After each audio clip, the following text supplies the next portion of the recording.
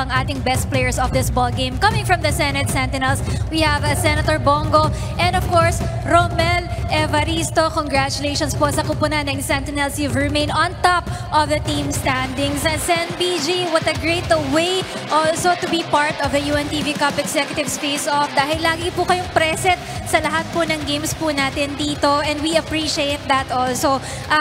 Can you tell us more about your love for basketball and your love for the Senate family? Kaya naman lagi po kayong nandun sa mga games po ng Senate. Unang-una, maraming salamat po sa UNTV for organizing this executive tournament. No? Lalo-lalo na po sa amin na may edad na, I'm 50 years old na po, pero ang sarap ng pakiramdam pag nakakalaro ka to keep us physically fit.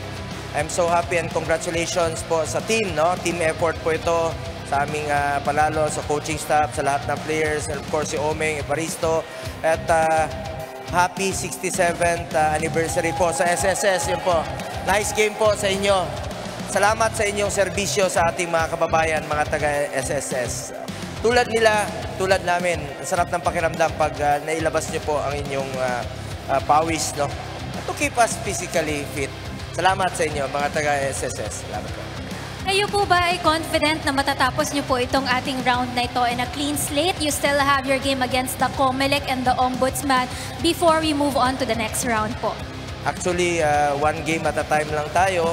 Ang trato natin dyan ay one game at a time.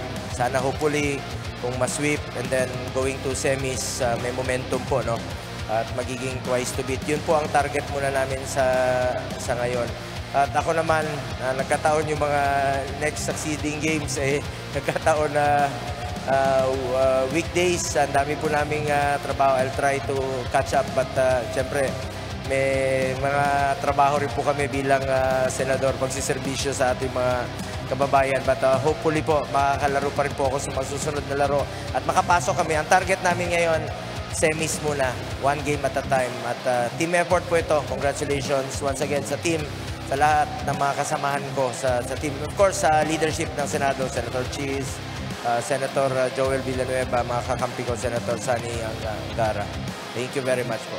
Maraming salamat din po sa inyo and congratulations once again, Senator Bongo. We now move on to Romel Evaristo. Romel, this is your first season dito sa atin sa Executives Face-Off. Kamusta naman ang experience mo? Nakapag-adjust ka ba agad dun sa mga sinasabi sa inyo ng coaching staff? Naging madali ba sa iyo itong experience na ito? Andun pa rin sa pag-adjust, siyempre. First time. Maraming kailangan gawin.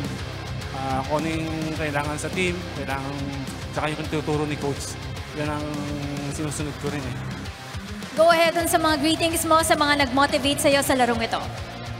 Pinabati ko siyempre yung si Senator Bongo, Senator Villanueva, si Sek Angara, sa boss ko si Senator Bong Revilla, sa misis ko lagi nakasuporta, sa mga tropa si Adrian, tropang Olobamas, si Jeff Solis nasa LA, si Kuya Jake, si Kuya Romel, si Ate Ana sa San Francisco, pinsan ko sa Las Vegas, tsaka sa tropang Pelican Blue Boys. Maraming salamat sa ating two best players of this ball game, Romel Evaristo, at kanina po na-interview din po natin si Senator Bongo, and that makes them solidify their top position in the team standings.